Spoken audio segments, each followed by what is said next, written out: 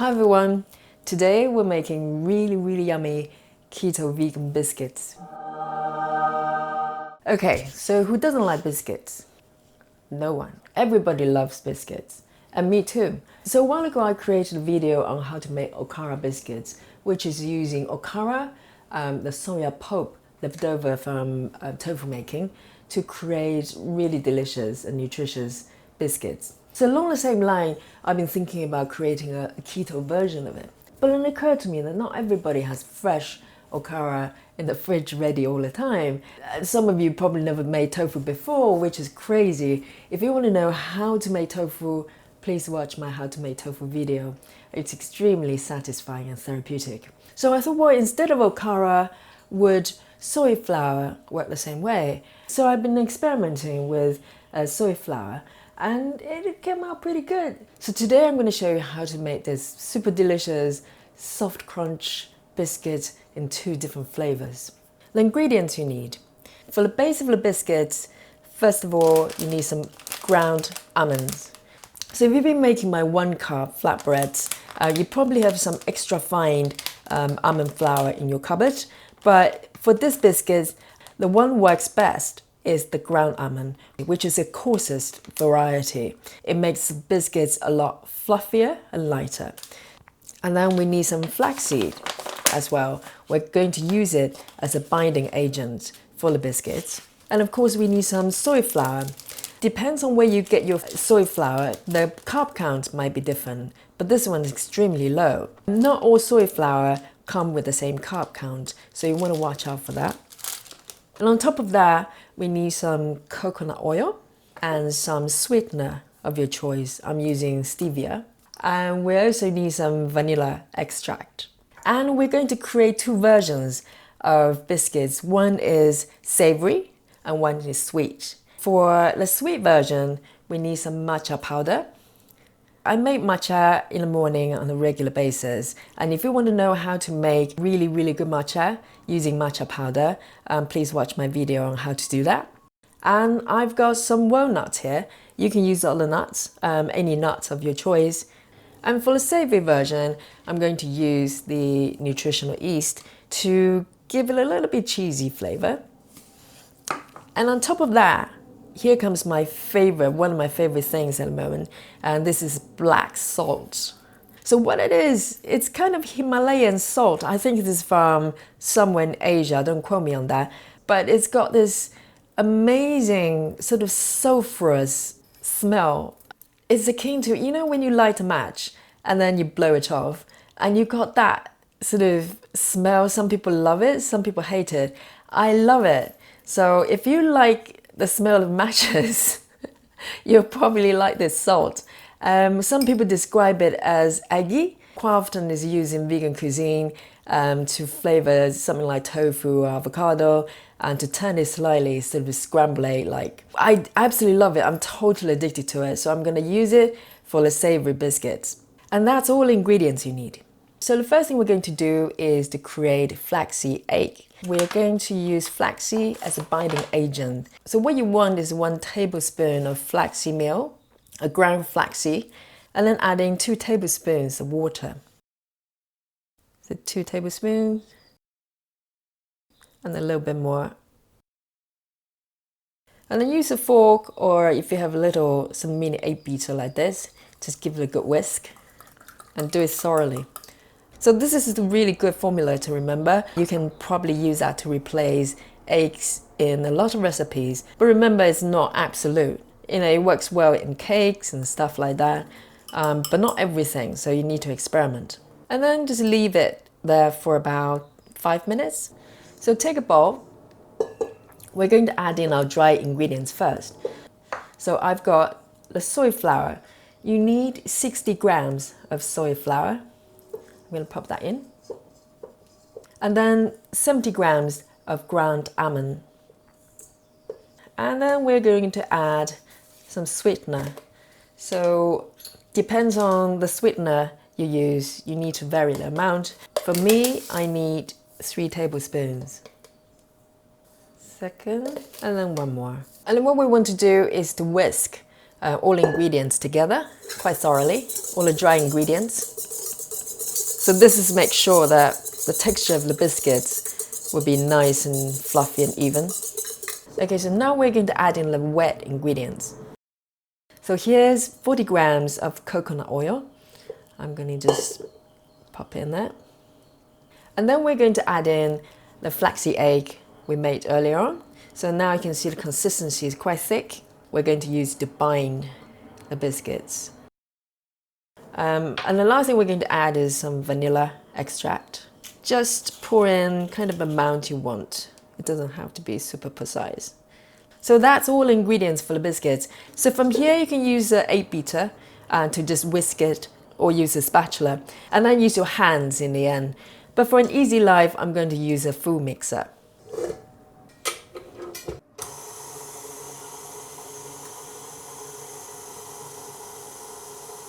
Okay, so here's my biscuit dough, and now I'm going to divide it in 2 portions because I'm going to create 2 different flavors.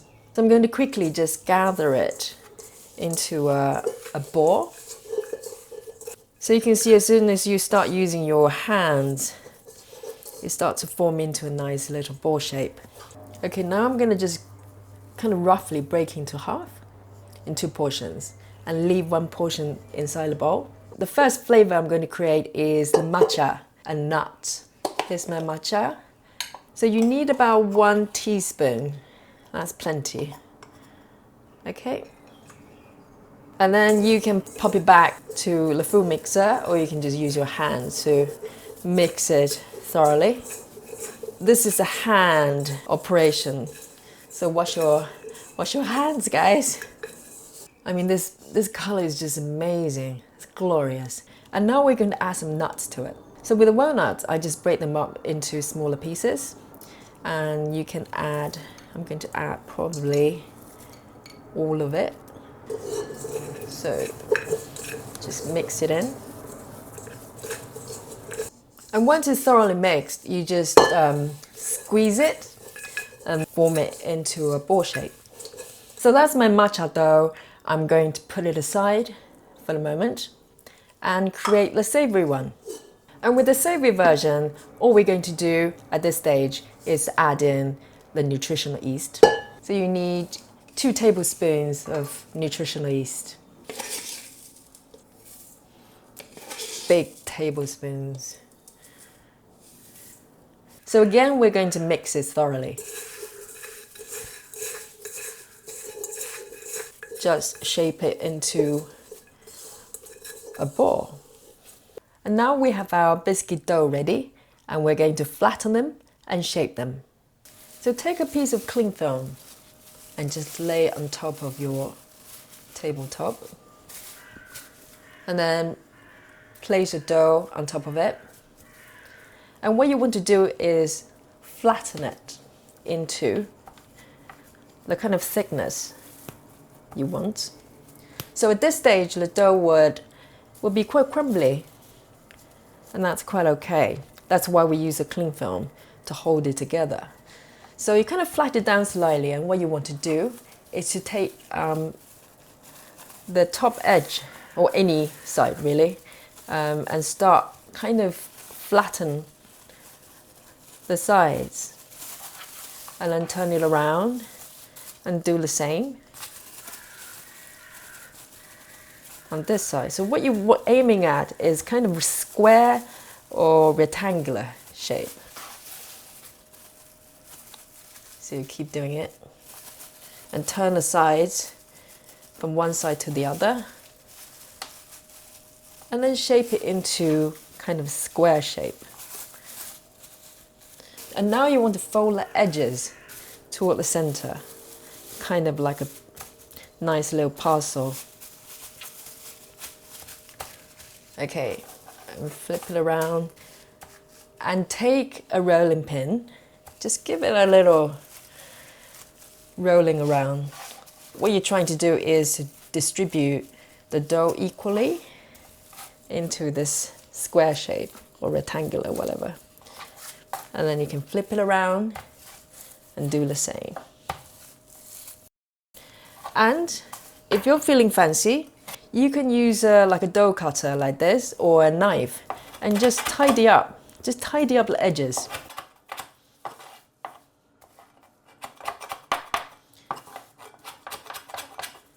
Okay, I'm happy with that. And now put it aside, we're going to do the same with the other half.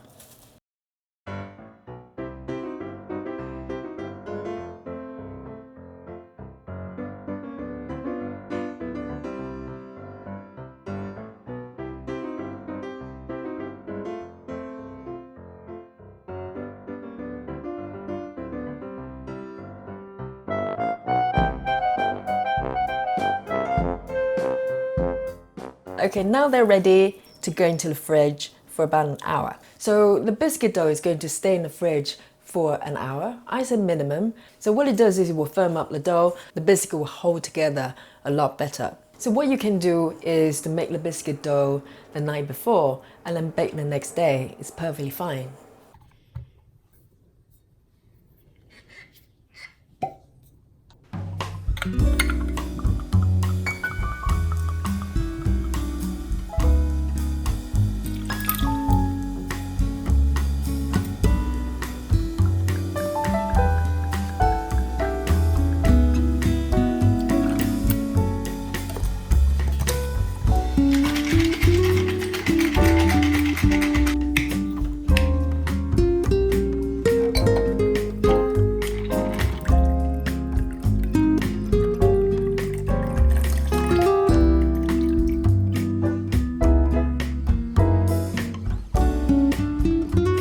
Cheers. Oh, so good. You know, when I first started keto, I think it was last May, July time. I didn't drink alcohol probably for about a good 3-4 months. And let me tell you, for a Londoner, not to drink for 3-4 months is a long time because we mostly entertain ourselves by going to restaurants, have a drink, or go to pubs or bar, have a drink. That's the main form of entertainment in London, and rightly or wrongly. But I was too worried. I was terrified that I'm going to do something and that it's going to break the whole diet. But gradually I sort of spent some time researching. You know, there's a will, there's a way. And I realized that spirits, you know, liqueur, some liqueur, not all, liqueurs like whiskey or vodka actually contain very little carb. And you can, you know, with the right combination, you can create really nice cocktails out of them. And I always love martini. So martini has become one of my favorite drinks, the go-to drinks. Well, wines in general contain a bit more sugar, depends on the varieties. Generally, white wines seem to be okay for me. And by okay simply means that I don't feel, my body doesn't feel burdened or feel I'm sort of kicked out of ketosis. But with red wine, not so much luck. I always find myself putting on weight. Like sometimes you gain like a kilo overnight, and you know that's not fat, it's water. But somehow my body doesn't cope with red wine very, very well. But white wine seems to be okay, moderate amount, and also martini seems to be okay. And this is kind of important. I mean, if you don't drink, you don't have, you know, that is a non-issue for you. But for a lot of us, you know, you kind of want to, as much as we're on keto, we want to maintain kind of, you know, quote unquote normal lifestyle as much as possible. So it's sustainable. You know, you can go out of your way and cutting out everything, but you know, for a lot of people, you can only do it for so long. So my interest is to find ways to live in this lifestyle, gain all the benefits, but at the same time being able to enjoy most things I like making bread, making biscuits, and also drink martinis. Okay, now I've got the dough out of the fridge. So now we're going to cut the matcha biscuits. So take a sharp knife, and I'm aiming at triangular, kind of long, strippy shape. So the shape, you know, you can decide, it's totally up to you what shape you want it to be. Take a tray and line it with either tin foil or baking sheet. And then now you want to transfer your biscuits to the tray. So it's still a little bit crumbly, but that should be okay. Just slip them up with a knife or dough cutter like this, and then line them up. And the color is beautiful.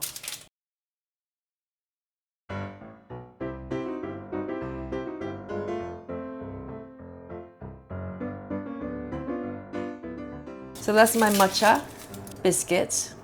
Now we're going to do the same with the savoury biscuits. But before we start cutting it, we want to sprinkle the dough with the black salt. So you just sprinkle sort of appropriate amount, not too much, it's going to get too salty, and press down slightly to get the salt in. Okay, now I'm going to cut them into, I think I'm going to make them into little squares, and then sort of bite-sized little squares, like that. It helps with sharp knife, so you don't drag the dough sort of everywhere. So I'm going to cut sort of 1/3 into the width. Okay, so that's my bite-sized biscuits. And again, I'm going to transfer the biscuits onto the tray. And with the sizes, it's totally up to you. You can make them as big or as small as you want. So now we're going to pop in the oven. So you want to preheat the oven to 175 Celsius or 325 Fahrenheit. So the biscuits has been in the oven for about 15 minutes. I'm going to take them out.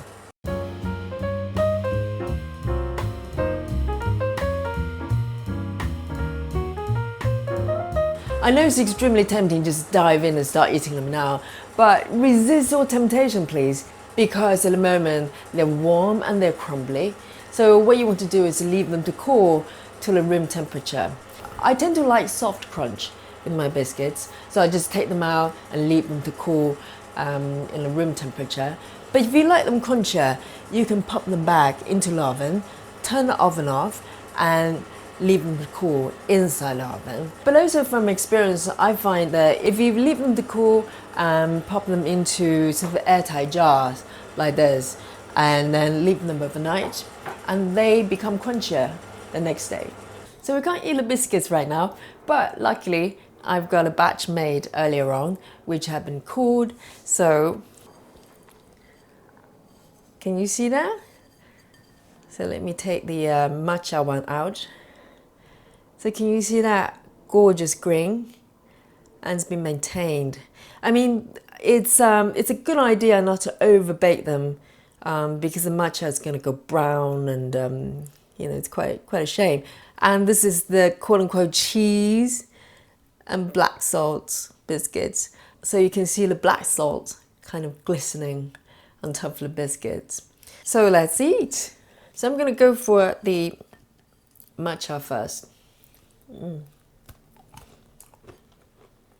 So fragrant, and it's got a kind of slight bitterness for matcha. I mean, definitely use the best matcha you can find. It's worth it, and don't over bake them. That's the key. And it goes so well with the nuts as well. And the savoury one.